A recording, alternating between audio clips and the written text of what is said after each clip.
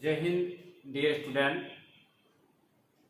जैसा कि कल अपन ने साइंस के अंदर आपका फर्स्ट लेसन है भोजन एवं मानव स्वास्थ्य, उसमें नशीले टॉपिक के अंदर अफीम के बारे में अपन ने पढ़ा था।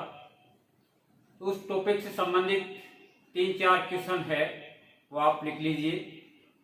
देखिए ये आपका जो फर्स्ट लेसन है वो 4 नंबर का है, जिसमें एक क्वेश्चन आपके 1 नंबर का आता है और एक क्वेश्चन 3 नंबर का आता है। लेकिन जो 3 नंबर वाला क्वेश्चन है उसको फिर से 3 भागों में डिवाइडेशन कर दिया जाता है, यानी 1 + 1 + 1 3 नंबर। तो आपके इस कल जो अपन ने टॉपिक पढ़ा था उस टॉपिक से संबंधित कैसा क्वेश्चन बन सकते हैं। एक तो आपसे पूछ सकता है कि अफीम पादप का वैज्ञानिक नाम लिखिए। एक आपसे पूछ सकता है अफीम का उपयोग लिखिए, और एक आपसे पूछ सकता है अफीम के हानिकारक प्रभाव लिखिए। तो अफीम का वैज्ञानिक नाम कल मैंने आपको बताया था, पेपर सोमनिफेरम होता है। आपसे पूछे कि अफीम का उपयोग लिखिए, तो देखिए अपन ने कल पढ़ा था कि अफीम में 2 महत्वपूर्ण एल्कलॉइड होते हैं, मॉर्फिन और कोडीन, जिसका उपयोग दर्द निवारक दवा बनाने में किया जाता है। और आपसे हानिकारक प्रभाव पूछे तो उसका आपको लिखना है कि अफीम के अंदर उसके निरंतर सेवन से रोग प्रतिरोधक क्षमता है, यानी रोगों से लड़ने की क्षमता है वो कम हो जाती है, और निरंतर सेवन से व्यक्ति की आकस्मिक मृत्यु हो जाती है। आज अपन नया टॉपिक स्टार्ट कर रहे हैं, वो है आपके खाद्य पदार्थों में मिलावट के दुष्प्रभाव। खाद्य पदार्थों में मिलावट के दुष्प्रभाव। देखिए वर्तमान में एक जन धारणा बनी हुई है कि बाहर की चीजों में मिलावट होती है, और ये 100% सही भी है कि बाहर की जो चीजें हैं उनमें 30 से 40% मिलावट पाई जाती है। आज अपन बाहर की प्रत्येक चीज अगर अपन देखें, चाहे घी है, चाहे दूध है, चाहे तेल है, चाहे मिर्च है, चाहे हल्दी है, उन सब में मिलावट पाई जाती है। अगर अपन बात करें घी की, तो घी के अंदर आलू पीस के मिला दिए जाते हैं। घी के अंदर जो डिटर्जेंट है वो मिला दिया जाता है, सोडा मिला दिया जाता है। ऐसे ही मिर्ची में ईंट का जो बुरादा है वो मिला दिए जाते हैं। हल्दी के अंदर जो पीली मिट्टी आती है वो मिला दी जाती है।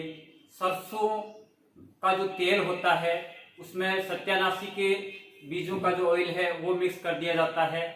सौंफ है उस पर नेचुरल हरा कलर है वो कर दिया जाता है। इसी का एक एग्जाम्पल अपन ले, एक एग्जाम्पल के थ्रू समझे कि एक चीज जो है उसमें कौन कौन सी मिलावटें की जा सकती है। और एग्जाम्पल के तौर पर अपन लेते हैं आज कोल्ड ड्रिंक्स के बारे में, कि कोल्ड ड्रिंक्स है उसमें क्या क्या चीजें मिली हुई होती है और उसके दुष्प्रभाव क्या क्या हो सकते हैं। तो देखिए डियर स्टूडेंट, कोल्ड ड्रिंक्स में लीडेन, डीडीटी, मैलेथियन, क्लोरपाइरिफॉस आदि पदार्थ मिले होते हैं, जिनके कारण मस्तिष्क, स्नायु, प्रजनन संबंधी आदि बीमारियां हो जाती है। इसके अलावा कोल्ड ड्रिंक्स बनाते समय इसमें फास्फोरिक अम्ल मिलाया जाता है, जो दांतों पर विपरीत प्रभाव डालता है, यानी फास्फोरिक अम्ल के कारण जो दांत है वो टूट जाते हैं। और फास्फोरिक अम्ल में लोहे को गलाने की भी क्षमता होती है। इसके अलावा कोल्ड ड्रिंक्स में एथिलीन ग्लाइकोल नामक रसायन मिलाया जाता है, जो पानी को 0 डिग्री तक जमने नहीं देता है। देखिए एथिलीन ग्लाइकोल को मीठा जहर भी कहा जाता है। ये चीज इंपॉर्टेंट है कि मीठा जहर किसे कहा जाता है, एथिलीन ग्लाइकोल को। इसके अलावा कोल्ड ड्रिंक्स में बोरिक अम्ल, बेंजोइक अम्ल आदि मिलाए जाते हैं, जिसके कारण खट्टी डकारें हैं, एसिडिटी है, दिमाग में सनसनी है, चिड़चिड़ापन है आदि रहता है।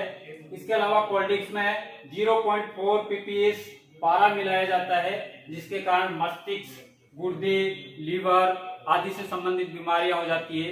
इसके अलावा कोल्ड ड्रिंक्स के अंदर कैफीन मिलाया जाता है, जिसके कारण अनिद्रा है और तथा मस्तिष्क से संबंधित बीमारियां हो जाती है। तो ये तो है आपके कोल्ड ड्रिंक्स। एक कोल्ड ड्रिंक्स पेय जो होता है उसके कारण उसमें कौन कौन से पदार्थ होते हैं और उसके पेय के कारण कौन कौन सी बीमारियां हो जाती है, ये कोल्ड ड्रिंक्स का ताजा उदाहरण है। डियर स्टूडेंट, देखिए अगर मान लो यहां से आपसे 1 नंबर का ही प्रश्न पूछे तो कैसे पूछ सकता है कि मीठा जेल किसे कहा जाता है और इसका क्या प्रभाव है।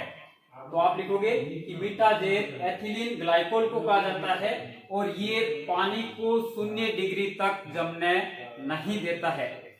तो इसी मिलावट को रोकने के लिए भारत सरकार ने 1954 में एक कानून बनाया था, एक अधिनियम पास किया था 1954 के अंदर, और उस अधिनियम का नाम है खाद्य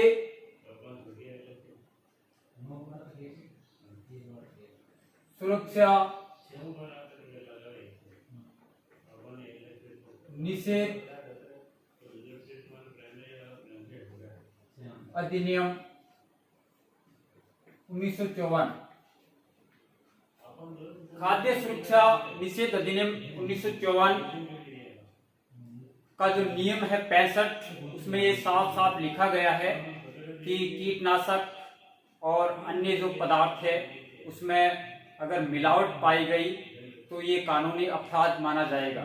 लेकिन ये चीज काफी नहीं है, अपन सबको एक जिम्मेदार बनना होगा और मिलावट के जो गोरख धंधे करने वाले हैं उनको पुलिस को सूचना देनी होगी और अपन को आगे आना होगा। बहुत बहुत धन्यवाद।